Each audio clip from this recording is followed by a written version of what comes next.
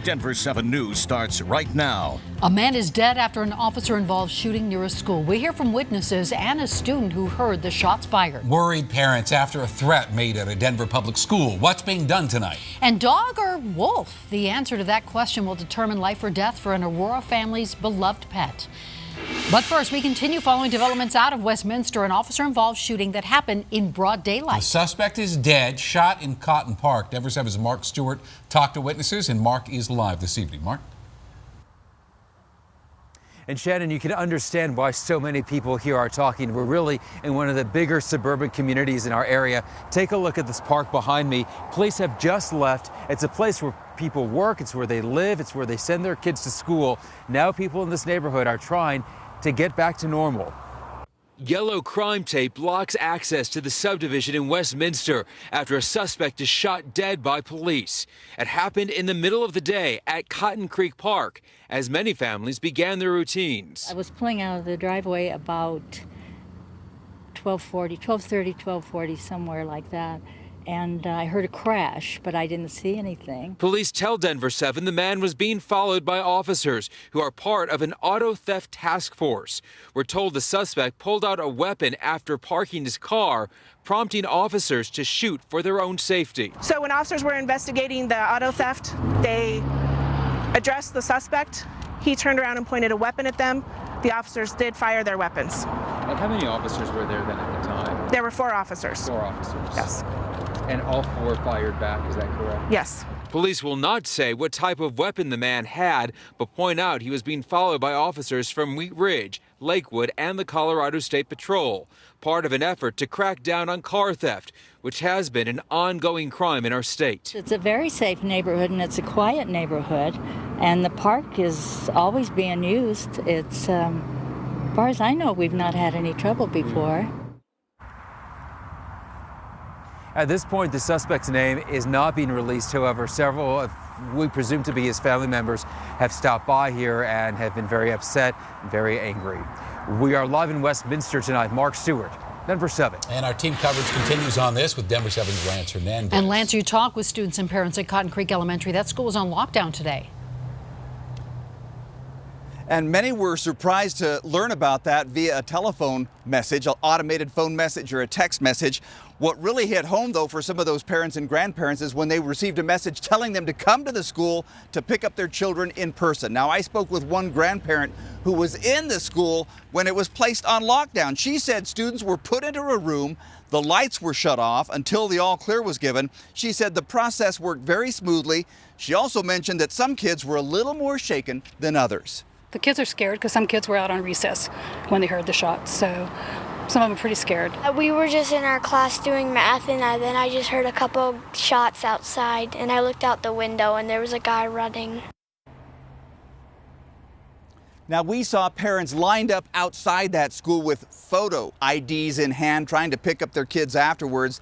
Authorities mandated that they have photo IDs with them. They called it part of their controlled release of students program.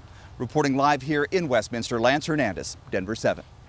And new at 6, some Denver public school parents nervous to send their kids to class. It's because of a threatened report at Grant Ranch School. And Denver7's Mark Boyle is in Littleton tonight with how the school's handling this. One parent says she doesn't feel safe now sending her kid to this school after a threat was made late last week that got Denver police involved. It's the last thing any parent wants to see sent home from school with their child. Christy Ford was stunned to find this letter in her first grader's backpack warning of a threat by a student at Grant Ranch School. I'm very concerned because I'm dropping off my 6-year-old daughter at this school.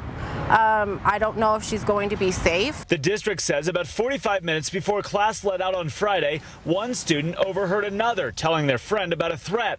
We're told one of the students told a teacher, and the student making the threat was pulled out of school. We have a chance to, one, not only mitigate a potential threat, but two is that this individual is also one of our students. And if we need to make sure that we are providing all of our students with resources, specifically students that may be in crisis. Denver police say the student was cited for threats to injure, and the district says this isn't at all out of the ordinary for Denver Public Schools security. The district says of the 123 days of school so far, 105 threats similar to this have been made. We are confident in our processes and our threat assessment processes and our relationship with the local police department to mitigate these, and we take them all seriously and make sure that our schools are safe. Ford, on the other hand, isn't so sure in that process. You hear so many stories about, well, the cops knew, the cops had tips, and then people end up dead. So I want to make sure that us as parents, we get the answers we want as to what kind of threat was made at the school or towards the students. Denver School says in order to protect the identity of the student, they can't give out any details of the threat or who the student is.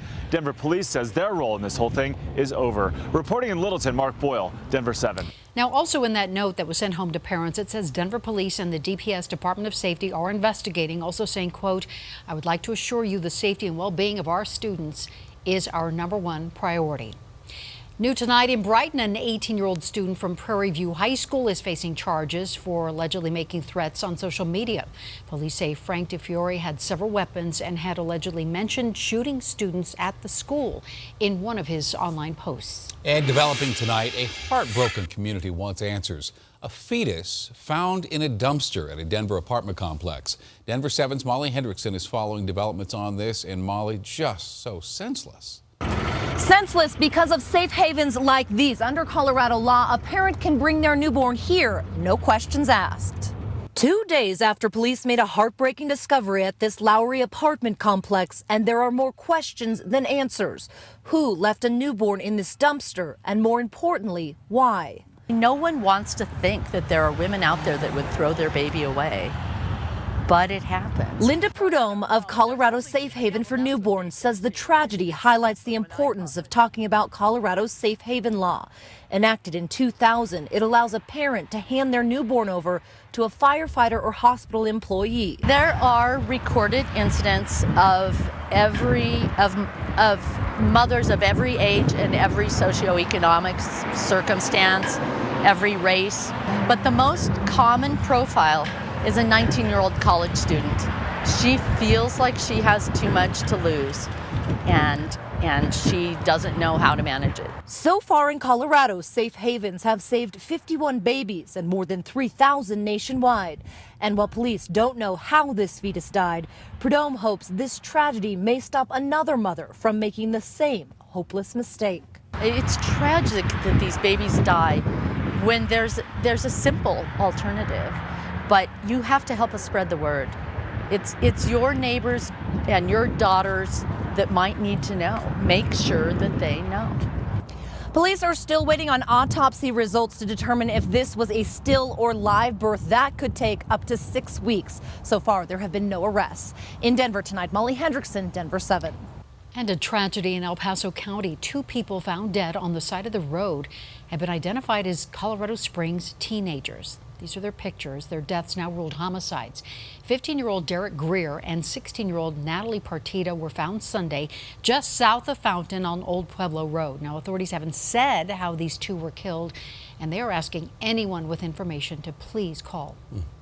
New tonight, we are now hearing from Colorado Senator Cory Gardner about the Republicans' new health care plan. As Senator Gardner says he's still reviewing this CBO report, which says that 24 million people would lose coverage. Well, he adds this. This is a quote. "We are going to continue to work toward health care solutions that will lead to more choices and improved quality of care." Well, after more than 2 years, Colorado Senator Michael Bennet is talking face-to-face with constituents at a town hall. There was one Thursday in Colorado Springs, 11:30 in the morning, and another 1:45 in Pueblo. Lawmakers working to make life easier for transgender Coloradans. Today, a bill passed in the House which would allow people to change their gender on their birth certificates with only a doctor's note. Right now, you need a court order indicating you had a surgical sex change. So this bill now heads to the Senate. And move over golf and bring on a music festival. A 3-day, 6-stage concert festival could happen right here in Denver near Overland Park Golf Course. A meeting is happening right now inside the golf course clubhouse. Now, neighbors have already told us they're concerned Organizers say this festival would bring up to 60,000 people a day this fall. The event would shut down the golf course, and the city of Denver would be paid about $1 million for its use. Now, the two key concerns with this event are parking and neighborhood safety. Organizers say they would work with RTD and ride-sharing services. They also want to staff neighborhood entrances with Denver police. Today, a court ruling allowing protests at Denver International. In January, protesters gathered there at DIA against President Trump's travel ban. They were told to leave. The 10th Circuit Court of Appeals said today such protests are protected under the First Amendment. The airport has to give out 24-hour permits to protesters. Before this, the airport required 7 days of notice. Well, no more flights to Cuba on Frontier. The Denver-based carrier is dropping Cuba service on June 4th. So many airlines now are flying to Cuba. Frontier saw just too many empty seats. And speaking of flights, 132 of them delayed and nearly 100 canceled out of DIA today. And it's all because of that nasty nor'easter that is slamming the East Coast. So make sure you double check your flights before you head out to the airport. A family is devastated after their dog Capone is taken away. He got out. Animal control picked him up. When they picked him up, they determined him as a hybrid wolf. And we'll introduce you to a Colorado mini horse with a not-so-mini purpose. The big northeastern storm continues to move out. I'll let you know when Colorado will finally get into a stormy weather pattern. Plus, the Cherry Cricket's making a comeback, and not just in Cherry Creek. New at 6, and I know this sounds a bit strange, but what if you found out your family dog is actually a wolf? Well, that is what an Aurora woman is dealing with right now. And if the woman's dog proves to have a wolf gene, he'll be taken to a sanctuary or possibly even put down. Denver7 Sally Mamdou spoke to the woman today, is in the studio tonight. What a story. Yeah, 10 years. That's how long Tracy Abato owned her dog Capone, and she says not once she ever felt he was a wolf hybrid, so she doesn't understand why now. He was just adorable, cute little puppy. And Tracy Abato knew she wanted to adopt the charming puppy she came across at the animal shelter 10 years ago. You're gonna have to go back, baby. But today, her dog Capone is back at the shelter. He got out. Animal control picked him up. When they picked him up, they determined him as a hybrid wolf. And she says Aurora Animal Control won't give her the dog back until his DNA is tested to figure out if he's a wolf-dog hybrid. He barks. He doesn't howl. He doesn't howl. Tracy says when she adopted the dog from the Adams County Animal Shelter, he was registered as a German Shepherd, and in the years she has owned Capone, he's never been aggressive. He sleeps with my kids at night, so my kids are torn that he's not there with them every night. A spokesperson with the city says Aurora's ordinance prohibits residents from owning exotic animals, and if Tracy's dog is found to be indeed a wolf-dog hybrid, he'll be taken to a sanctuary or possibly put down. Options that are heartbreaking for Tracy and her family. And this is a family member. We've had him for almost 10 years. He's grown up with my kids. It's devastating. I want him to come back home to his family where he belongs. Now, here is how this DNA test works. Tracy's dog could be a wolf hybrid if the DNA results detect hybrids within 3 generations. We're live in the studio. Sally Mamdou, Denver7. Sally, thank you. Very interesting. Well, the holiday shopping season is long over, but porch pirates are still pillaging the Denver metro. Here's the latest. This is Cherry Hills. Police say this man and woman took 4 packages from a home in February. Cherry Cricket's back. Cherry Creek's iconic burger joint closed in November because of a fire, and now we know it will reopen early next month, and there will also be a second location. Ballpark Cherry Cricket on Blake Street. Opening day for that has not yet been announced. And the sweetest and most adorable story you will see today, a mini horse with a big purpose. Take a look. This is Frankie. For the past 10 years, she's been bringing joy and comfort to people of all ages, living with all types of physical and emotional challenges. And it started when a woman approached Frankie inside a barn at her Parker home. I walked up, and there she is in her wheelchair with Frankie sticking her head through the fence into her lap. And the woman could pet Frankie. Frankie was sweet, had her head in her lap, and her body didn't contort and didn't get painful. And tests confirmed Frankie was a gifted therapy horse, receiving the highest rating. Plus, she's just awfully cute and certainly touching anyone she comes into contact with.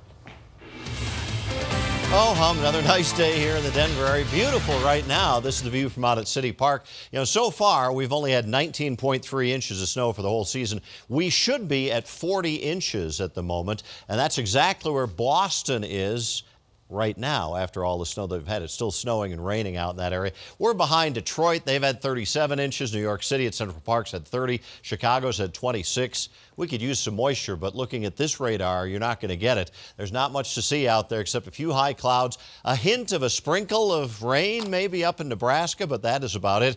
All the action is out on the East Coast with that big nor'easter, and that thing is still cranking out snow and wind and heavy rain across the northeastern part of the country as it exits up into the Maritimes of Canada. Behind it comes a big high pressure system to settle down the weather across much of the nation for a while, and Colorado remains on the warm, dry side. And we certainly were today at 69, 37 this morning. Normals are 54 and 26. The records are 78 and -10. Currently, with just some partly cloudy skies, still 67 downtown, 63 at the airport, 26% humidity, pressure rising, 30.12. East winds at 11. Our dew point is at 27. So here's what happens tonight. We're just going to stay on the quiet side here with low temperatures mild, 40 in Denver, 36 at Fort Collins. A little bit cooler up toward Greeley and at Lyman, right around the 30 mark, both locations.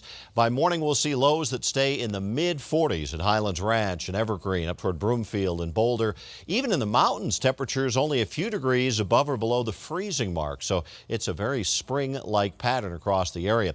Across the state tomorrow, mostly sunny skies, maybe a few high, thin clouds. That's going to be it. And warm, 75 degrees in Denver. Keep in mind that's 20 degrees warmer than the normal. 81 down at Pueblo and La Junta. Front range numbers are going to be on the warm side again tomorrow with mid to upper 70s at lower elevations, mostly mid to upper 50s in the mountains. Overnight tonight, a few clouds, or I'll call it partly cloudy. Windy at times in the foothills, low temperature at 40 degrees. For tomorrow, it's going to be a nice day once again with a high of 75. Windy, warm, dry. Be careful at fire danger. We'll be up there once again. Even warmer Thursday, mostly sunny and 77. A minor little system drops through on Friday. Doesn't do much. Maybe a few sprinkles of rain in the mountains, but that'd be it. 68, back to 78 on Saturday, 80 on Sunday. First day of spring, 4:29 a.m. on Monday. It'll be 70, and then Tuesday starts to turn cooler, and by Wednesday and Thursday next week, maybe some rain and snow. Need to flip that switch. Indeed. Thank you, Mike. Romo Watch, day 6. And there's more happening right now in Giraffe Watch. Lina will have the latest on the quest for a quarterback. And the Rockies wishing us a happy Pie Day, but not all smiles at spring training. The injury bug has bitten again. That's all next on Denver7 Sports Extra. Welcome to Denver7 Sports Extra. Do you hear that? Do you guys hear anything? No.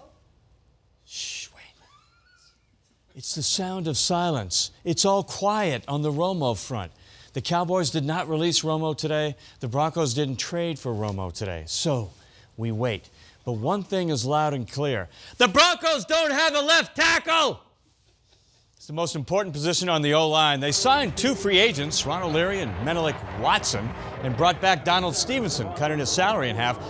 They got guys who can play there, okay, but no real live, clear-cut, elite left tackle. John Elway tells us, trust in Elway. He'll get it done at some point. We're not done yet.